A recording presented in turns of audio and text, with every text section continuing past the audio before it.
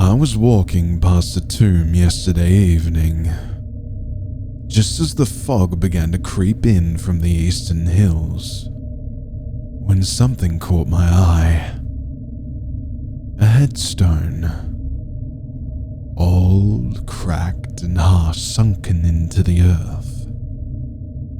But what drew my attention was not the stone itself.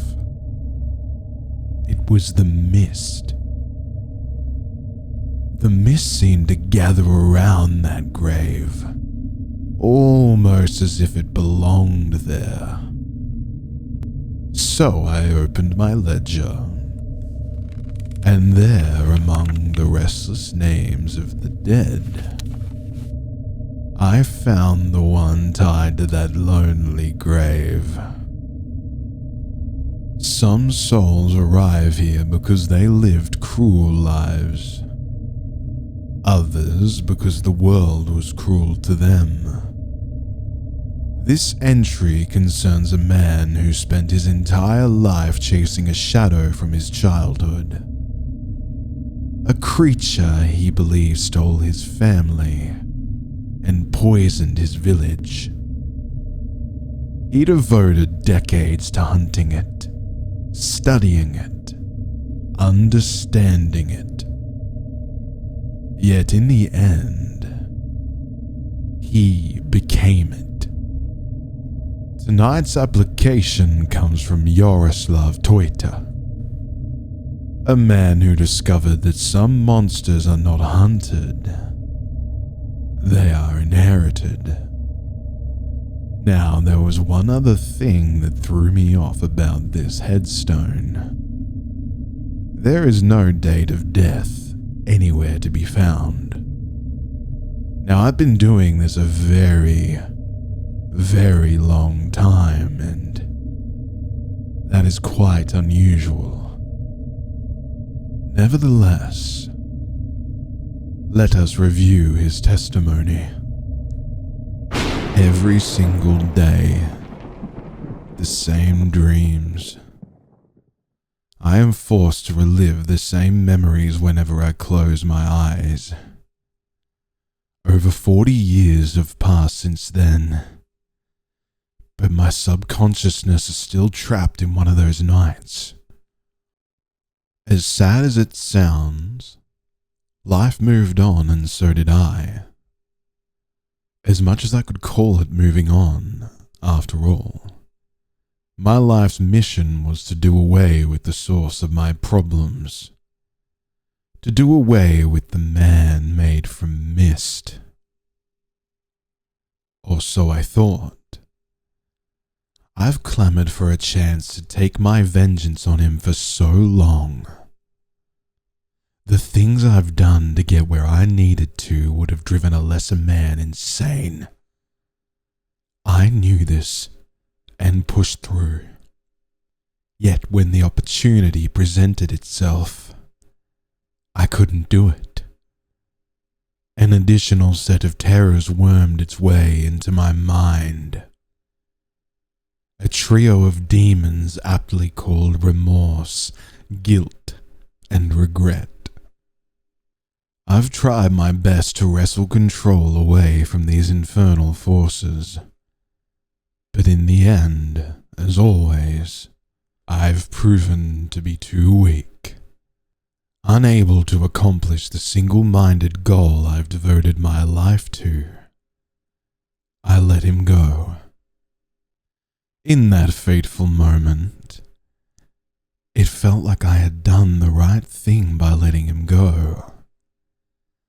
I felt a weight lifted off of my chest. Now, with the clarity of hindsight, I'm no longer sure about that. That said, I'm getting ahead of myself. I suppose I should start from the beginning. My name is Yaroslav Teuter, and I hail from a small Siberian village far from any center of civilization. Its name is irrelevant. Knowing what I know now, my relatives were partially right and outsiders have no place in it. The important thing about my home village is that it's a settlement frozen in the early modern era. Growing up, we had no electricity and no other modern luxuries. It was, and still is, as far as I know, a small rural community of old believers. When I say old believers, I mean that my people never adopted Christianity. They believe in the old gods. What outsiders consider folklore or fiction, my people to this very day hold to be the truth, and nothing but the truth. My village had no doctors, and there was a common belief there was no ill people either. The elders always told us no one had ever died from disease before the Soviets made incursions into our lands. Whenever someone died, and it was said to be the result of old age, the horned shepherd had taken him to his grazing fields, they used to say. They said the same thing about my grandparents, who passed away unexpectedly one after the other in a span of about a year.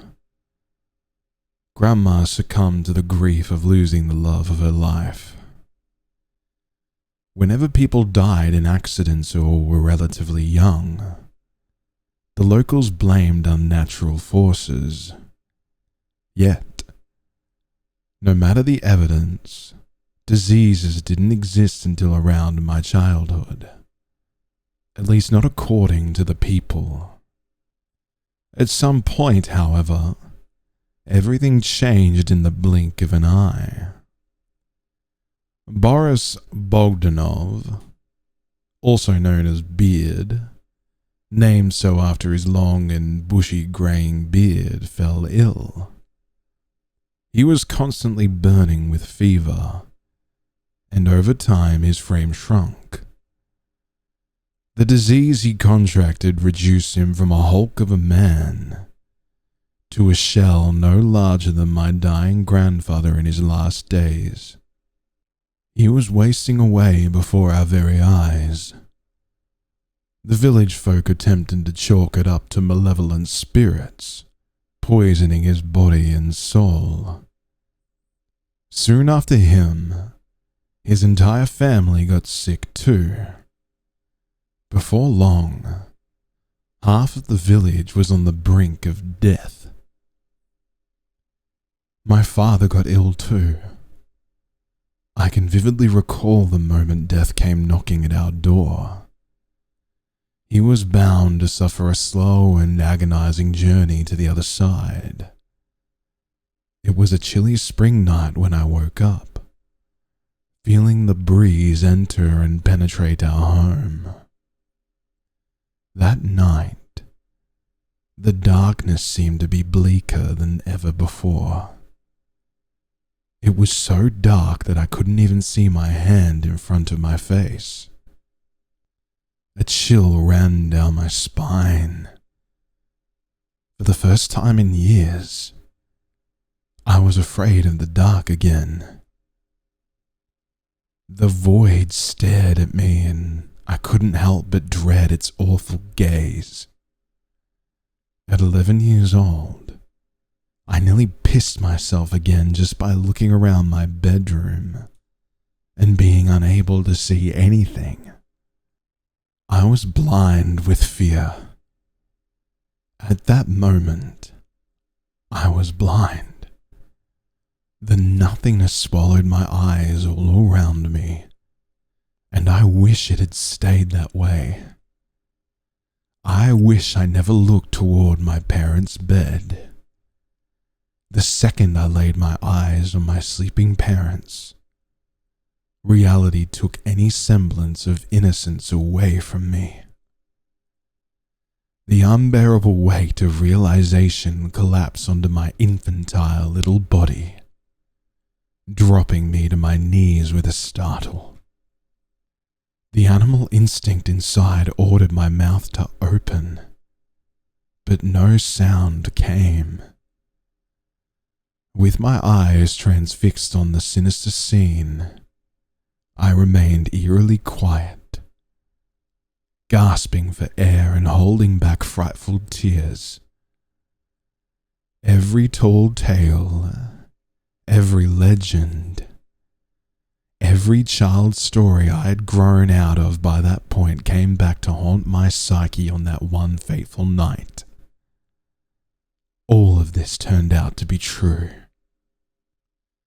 As I sat there on my knees, holding on to dear life, a silhouette made of barely visible mist crouched over my sleeping father, its head pressed against father's neck, teeth sunk firmly into his arteries. The silhouette was eating away at my father. I could see this much, even though it was practically impossible to see anything, as if the silhouette had some sort of malignant luminance about it. The demon wanted to be seen. I must have made enough noise to divert its attention from its meal, because it turned to me and straightened itself out into this tall, serpentine, barely visible shadow caricature of a human. Its limbs were so long enough to drag across the floor. Its features were barely distinguishable from the mist surrounding it. The thing was nearly invisible, only enough to inflict the terror it wanted to afflict its victims with. The piercing stare of its blood-red eyes kept me paralyzed in place, as a wide smile formed across its face.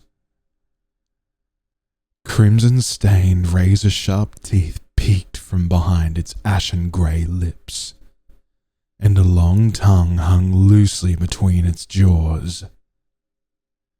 The image of that thing has burnt itself into my mind from the moment we met.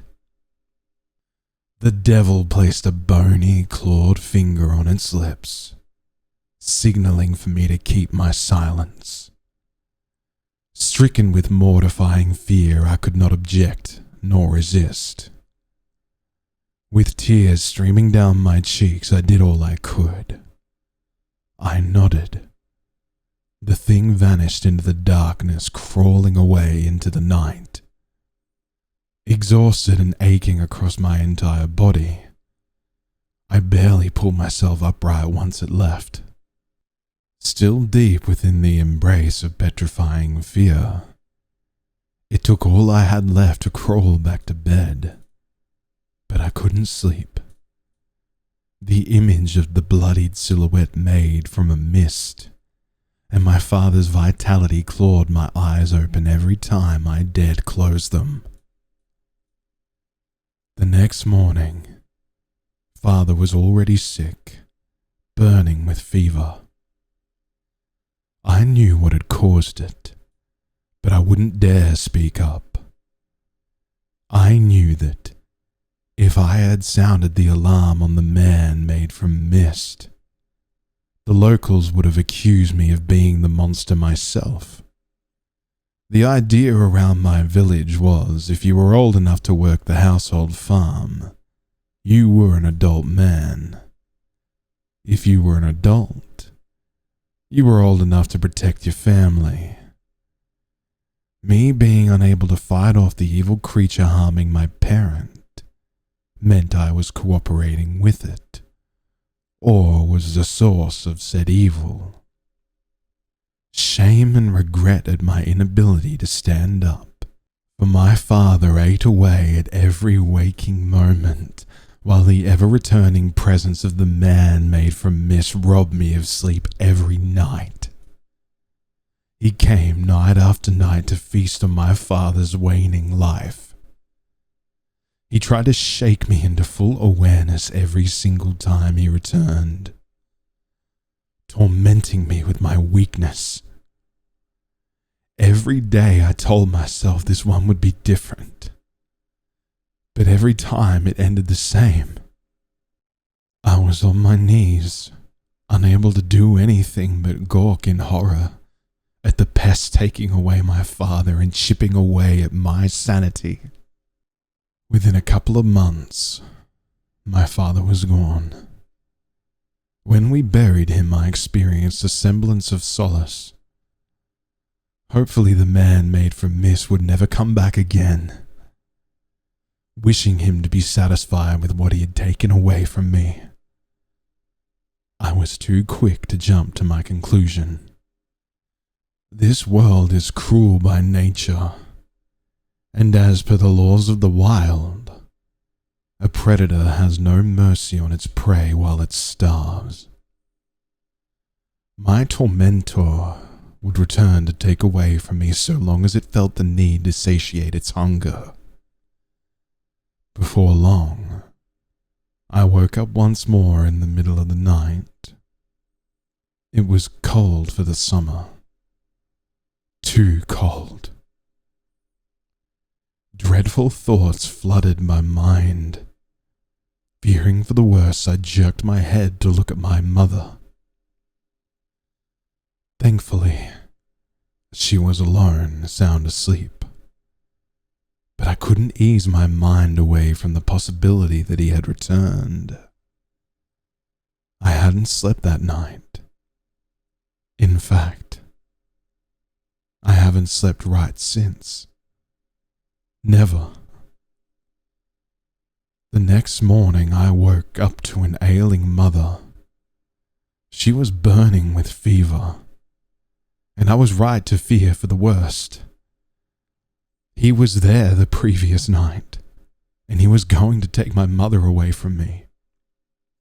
I stayed up every night since to watch over my mother, mustering every ounce of courage I could to confront the nocturnal beast haunting my life. It never returned. Instead, it left me to watch as my mother withered away to disease like a mad dog. The fever got progressively worse, and she was losing all color. In a matter of days, it took away her ability to move, speak, and eventually reason. I had to watch as my mother withered away, barking and clawing at the air. She recoiled every time I offered her water, and attempted to bite into me whenever I'd get too close. The furious stage lasted about a week before she slipped into a deep slumber, and after 3 days of sleep, she perished. A skeletal, pale, gaunt husk remained of what was once my mother.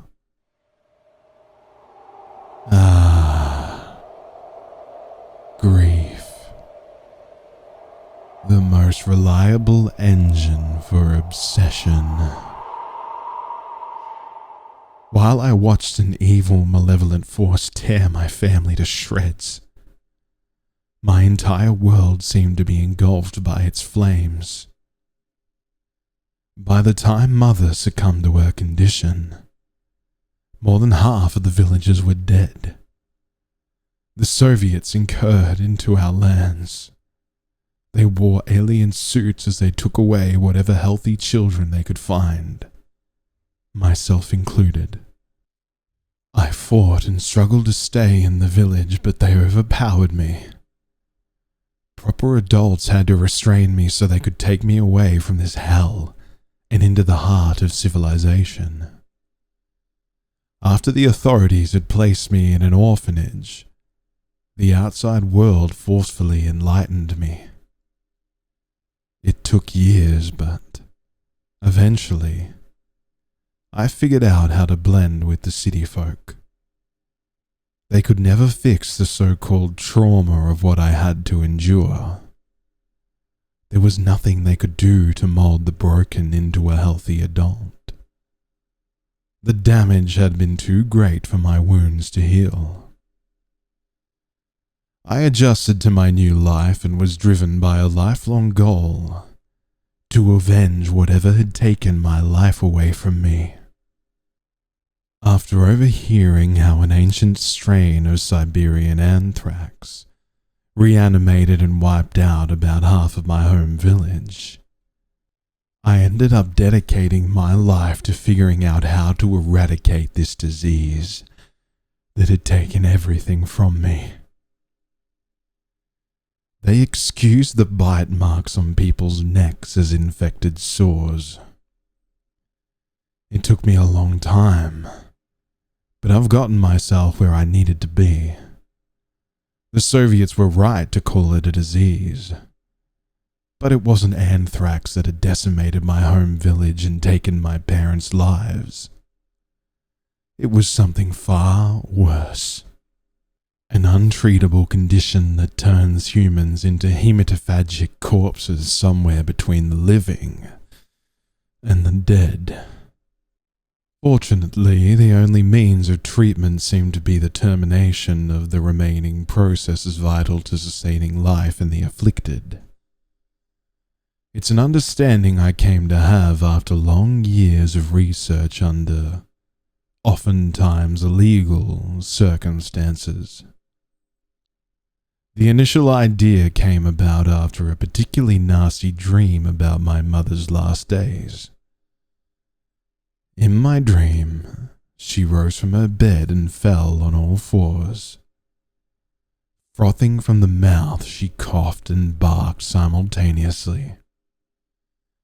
Moving awkwardly on all fours, she crawled across the floor towards me, with her hands clawing at my bed sheets. She pulled herself upwards and screeched in my face, letting out a terrible sound between a shrill cry and a cough. Eyes wide with delirious agitation, her face lunged at me, attempting to bite whatever she could.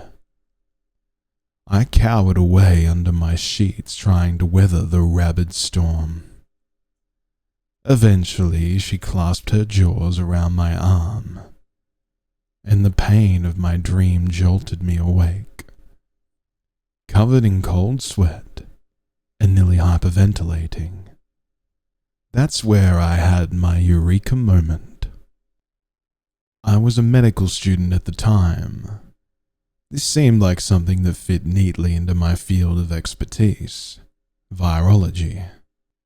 Straining my mind for more than a couple of moments conjured an image of a rabies-like condition that afflicted those who the man made from mist attacked. Those who didn't survive, anyway. 9 out of 10 of the afflicted perished. The remaining ones seemed to slip into a death-like coma before awakening changed. This condition changes the person into something that can hardly be considered living, technically. In a way, those who survive the initial infection are practically, as I've said before, the walking dead. Now, I don't want this to sound occult or supernatural. No, all of this is biologically viable, albeit incredibly unusual for the tetrapoda superclass. If anything, the condition turns the afflicted into a human-shaped leech of sorts. While I might have presented the afflicted to survive the initial stage of the infected as an infallible superhuman predator, they are, in fact, maladapted to cohabitate with their prey in this day and age. That is us. Ignoring the obvious need to consume blood and, to a lesser extent, certain amounts of living flesh, this virus inadvertently mimics certain symptoms of a tuberculosis infection, at least outwardly. That is exactly how I've been able to find test subjects for my study. Hearing about death row inmates who matched the profile of advanced tuberculosis patients, but had somehow committed heinous crimes including cannibalism. Through some connections I've made with the local authorities, I got my hands on the corpse of one such death row inmate. He was eerily similar to the man made from mist, only his facial features seemed different. The uncanny resemblance to my tormentor weighed heavily on my mind, perhaps too heavily. I noticed a minor muscle spasm as I chalked up a figment of my anxious imagination. This was my first mistake. The second being when I turned my back to the cadaver to pick up a tool to begin my autopsy. This one nearly cost me my life. Before I could even notice, the dead man sprang back to life. His long, lanky, pale arms were wrapped tightly around my neck. His skin was cold to the touch, but his strength was incredible. No man with such a frame should have been able to yield such strength.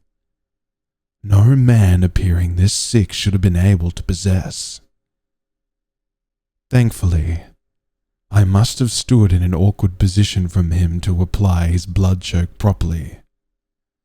Otherwise, I would have been dead, or perhaps undead by now. As I scrambled with my hands to pick up something from the table to defend myself with, I could hear his hoarse voice in my ear. "I'm sorry. I'm starving." The sudden realization I was dealing with a thing human enough to apologize to me took me by complete surprise. With a renewed flow of adrenaline through my system, my once worst enemy, fear, became my best friend. The reduced supply of oxygen to my brain eased my paralyzing dread, just enough for me to pick up a scalpel from the table and forcefully jam it in the predator's head. His grip loosened instantly, and with a sickening thump, he fell on the floor behind me, knocking over the table.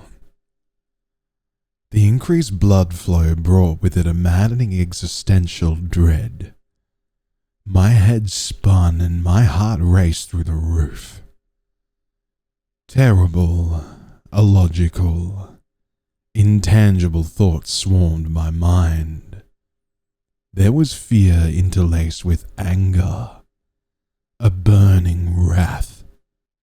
The animalistic side of me took over, and I began kicking that dead man's body again and again and again.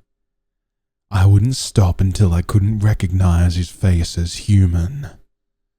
Blood, torn out hair, and teeth flew across the floor before I finally came to. Collapsing to the floor right beside the corpse, I sat there for a while, shaking with fear. Clueless about the source of my fear. After all, it was truly dead this time. I was sure of it. My shoes cracked its skull open and destroyed the brain. There was no way it could survive without a functioning brain. This was a reasoning thing. It needed its brain. Yet there I was, afraid. Not shaken, afraid. This was another event that etched itself into my memories, giving birth to yet another reoccurring nightmare. Time and time again, I would see myself mutilating the corpse, each time to a worsening degree. No matter how often I tried to convince myself, I did what I did in self-defense. My heart wouldn't care. I was a monster to my psyche.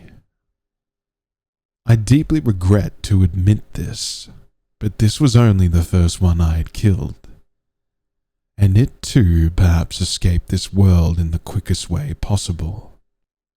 Regardless, I ended up performing that autopsy on the body of the man whose second life I truly ended. As per my findings, and I must admit, my understanding of anatomical matters is by all means limited. I could see why the execution failed. The heart was black and shriveled up, an atrophied muscle. Shooting one of those things in the chest isn't likely to truly kill them. Not only had the heart become a vestigial organ, but the lungs of the specimen I had autopsied revealed regenerative scar tissue. These things could survive what would be otherwise lethal to average humans. The digestive system, just like the pulmonary one, differed vastly from what I had expected from the human anatomy. It seemed better suited to hold mostly liquid for quick digestion. Circulation, while reduced, still existed, given the fact the creature possessed almost superhuman strength.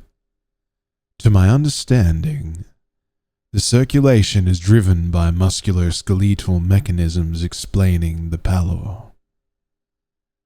The insufficient nutritional value of their diet can easily explain their gauntness. Unfortunately, this study didn't yield many more useful results for my research. However, I ended up extracting an interesting enzyme from the mouth of the corpse.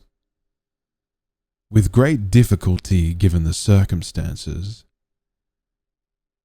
these things developed draculin, a special anticoagulant found in vampire bats. As much as I'd hate to call these unfortunate creatures vampires, this is exactly what they are. Perhaps some legends were true, yet at that moment, none of it mattered. I wanted to find out more. I needed to find out more. I have seen many souls arrive here because of obsession. Men who hunted monsters. Men who chased revenge.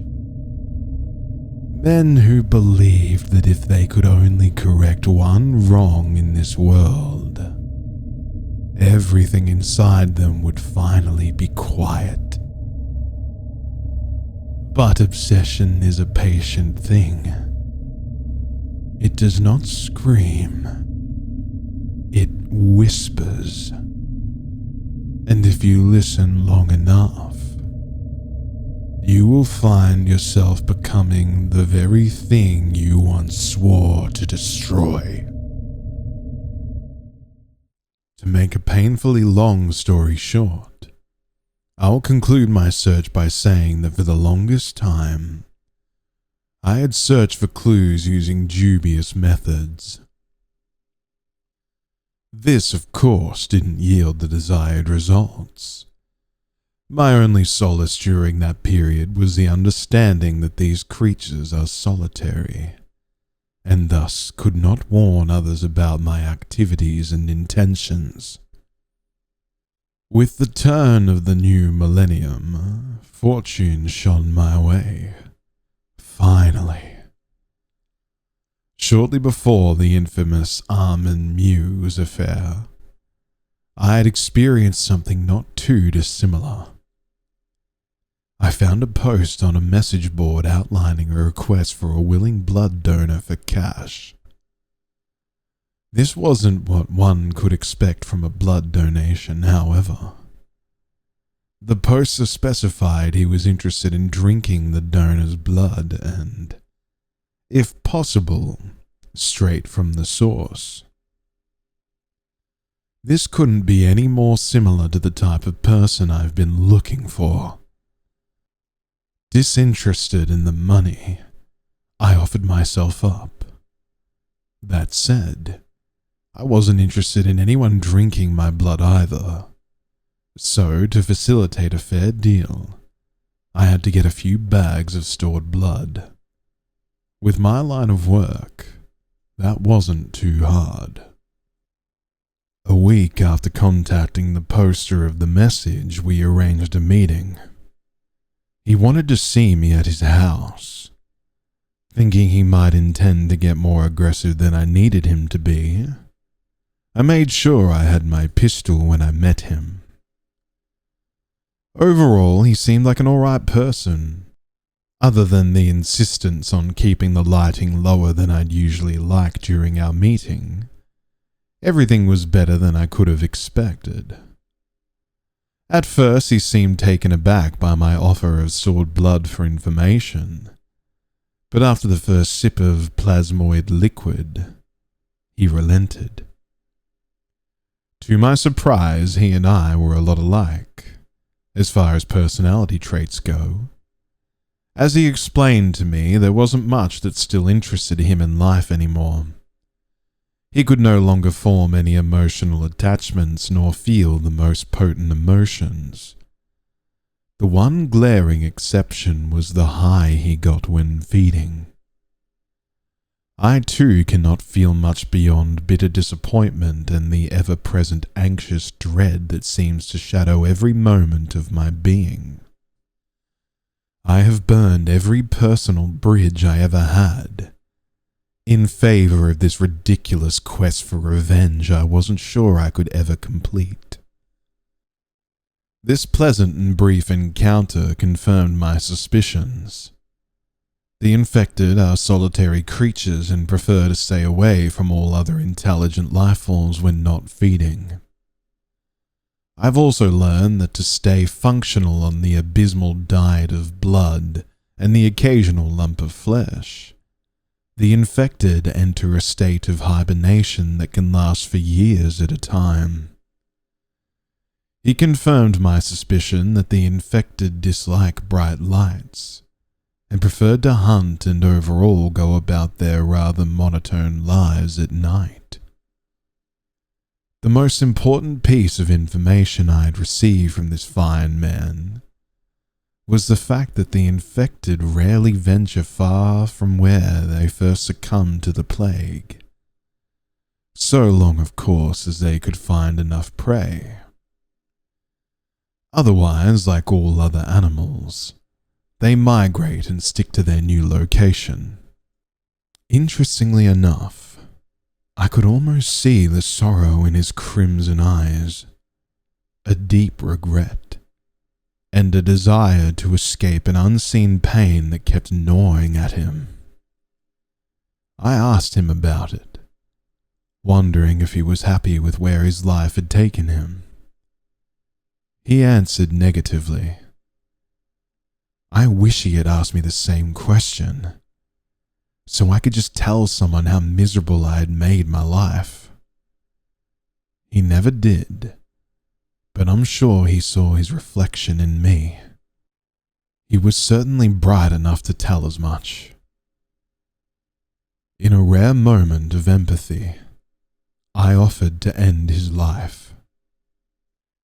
He smiled a genuine smile and confessed that he tried, many times over, without ever succeeding.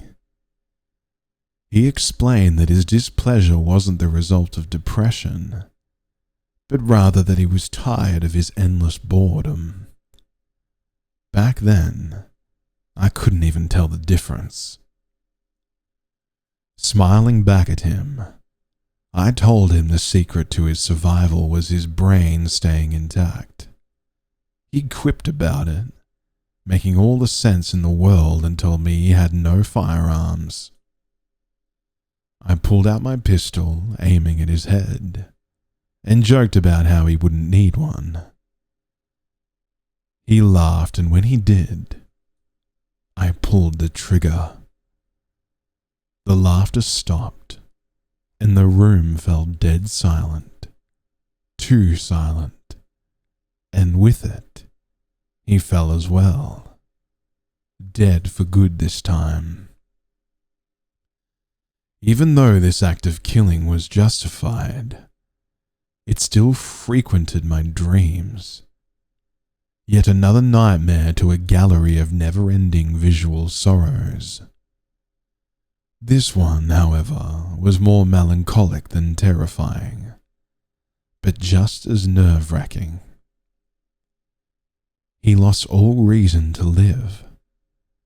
To exist just a feat? This was below things. No, people like us. The longer I did this, all of this, the more I realized I was dealing with my fellow humans.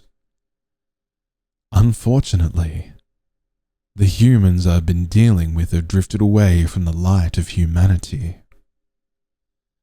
The cruelty of nature had them reduced to wild animals, controlled by a base instinct without having the proper way of employing their higher reasoning for something greater. These were victims of a terrible curse, as was I. My obsession with vengeance only grew worse. I had to bring the nightmare I had reduced my entire life to an end. Armed with new knowledge of how to find my tormentor, I finally headed back to my home village. A few weeks later, I arrived near the place of my birth, near where I had spent the first 11 years of my life.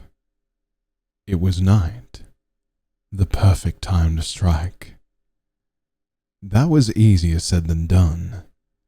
Just overlooking the village from a distance proved difficult. With each passing second, a new suppressed memory resurfaced. A new night terror to experience while awake. The same diabolical presence marred all of them. Countless images flashed before my eyes, all of them painful. Some were more horrifying than others. My father's slow demise, my mother's agonizing death. All of it tainted by the sickening shadow standing at the corner of the bedroom. Tall, pale, barely visible, as if he was part of the nocturnal fog itself. Only red eyes shining, glowing in the darkness, along with the red hue dripping from his sickening smile. Bitter, angry, hurting, and afraid, I lost myself in my thoughts. My body knew where to find him. However, he were bound by a red thread of fate. Somehow, from that first day, when he made me his plaything, he ended up tying our destinies together. I could probably smell the stench of iron surrounding him. I was fuming, ready to incinerate his body into ash and scatter it into the nearest river. Worst of all was the knowledge I shouldn't look for anyone in the village, lest I infect them with some disease they'd never encountered before. It could potentially kill them all. I wouldn't be any better than him if I had let such a thing happen. My inability to reunite with any surviving neighbors and relatives hurt so much that I can't even put it into words. All of that seemed to fade away once I found his motionless cadaver resting soundly in a den by the cemetery. How cliché. The undead dwelling in burial grounds.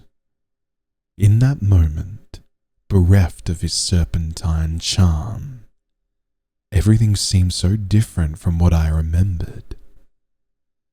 He wasn't that tall. He wasn't much bigger than I was when he took everything from me. I almost felt dizzy, realizing he wasn't even an adult. My memories have tricked me.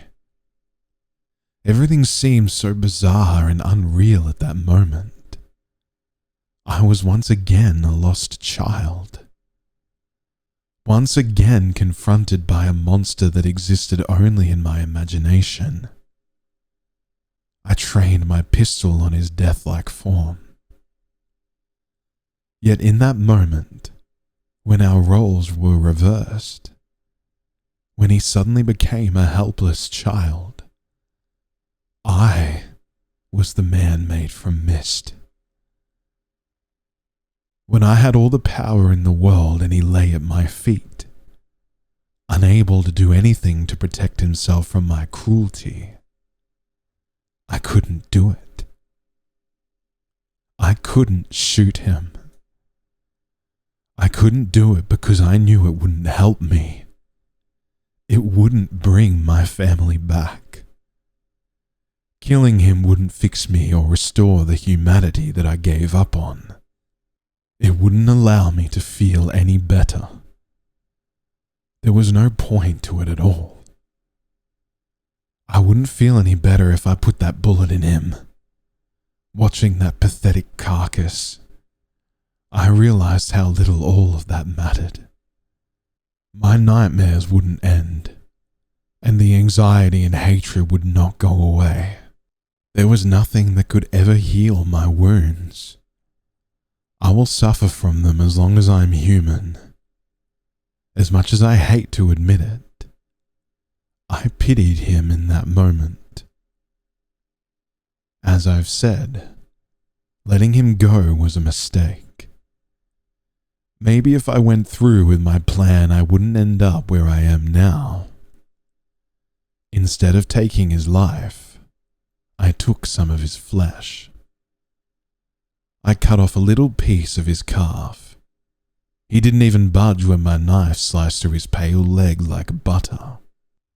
This was the Pyrrhic victory I had to have over him. A foolish and animalistic display of dominance over the person whose shadow dominated my entire life. That wasn't the only reason I did what I did. I took a part of him just in case I could no longer bear the weight of my 3 demons.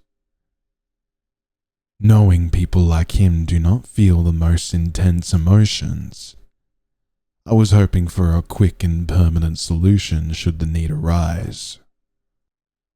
Things did eventually spiral out of control. My sanity was waning, and with it, the will to keep on living. But instead of shooting myself, I ate the piece of him that I kept stored in my fridge. I did so with the expectation of the disease killing my overstressed immune system, and eventually me. Sadly, there are very few permanent solutions in this world, and fewer quick ones that yield the desired outcomes. I did not die, technically. Instead, the man made from mist was reborn. At first, everything seemed so much better. Sharper, clearer, and by far more exciting. But for how long will such a state remain exciting when it's a default state of being? After a while, everything started losing its color to the point of everlasting bleakness. Even my memories aren't as vivid as they used to be, and the nightmares no longer have any impact. They are merely pictures moving in a sea of thought. With that said, life isn't much better now than it was before. I don't hurt. I don't feel almost anything at all. The only time I ever feel anything is whenever I sink my teeth into the neck of some unsuspecting drunk. My days are mostly monochrome grey with the occasional streak of red, but that's not nearly enough. Unfortunately, I lost my pistol at some point, so I don't have a way out of this tunnel of mist. It's not all bad. I just wish my nightmares would sting a little again. Otherwise, what is the point of dwelling on every mistake you've ever committed? What is the point of a tragedy if it cannot bring you the catharsis of sorrow? What is the point in reliving every blood-soaked nightmare that has ever plagued your mind if they never bring any feelings of pain or joy? Is there even a point behind a recollection that carries no weight? There is none. Everything I've ever wanted is within reach. Yet whenever I extend my hand to grasp at something, anything, it all seems to drift away from me. And now, only now, once the boredom that shadows my every move has finally exhausted me, now that I am completely absorbed by this unrelenting, impenetrable and bottomless sensation of emptiness, this longing for something, anything, I can say I truly understand what horror is. I can say without a shadow of a doubt that the man made from mist isn't me, nor any other person or even a creature. No, the man made from mist is the embodiment of pure horror, a fear, one so bizarre and malignant, it exists only to torment those afflicted with sentience. Yaroslav Teuter spent his entire life hunting a monster. He believed that if he destroyed the thing that ruined his childhood, his nightmares would finally end. But vengeance is a strange path. Walk it long enough and the road stops leading forward. It begins to circle. He was not a cruel man, not truly. He was a wounded one. A child who watched the darkness take everything from him, and decided he would spend the rest of his life chasing it. And in doing so, he stepped deeper into that darkness than the creature ever did. When the moment came to destroy the man made from mist, he could not pull the trigger. Mercy stayed his hand. But mercy, when offered to monsters, often returns as a curse. So instead of ending the nightmare, he became it. The irony is cruel. The man who feared the mist now walks inside it. He does not age. He does not truly live. And the vengeance that defined his life is now meaningless. Yaroslav Teuter, you sought justice for the dead, but in the end, you joined the ranks of the unsettled.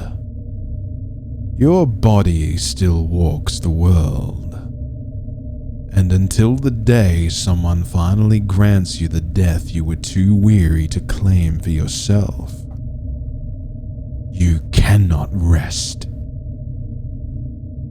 Some graves cannot be dug, because the thing meant to lie inside them is still out there, wandering in the fog.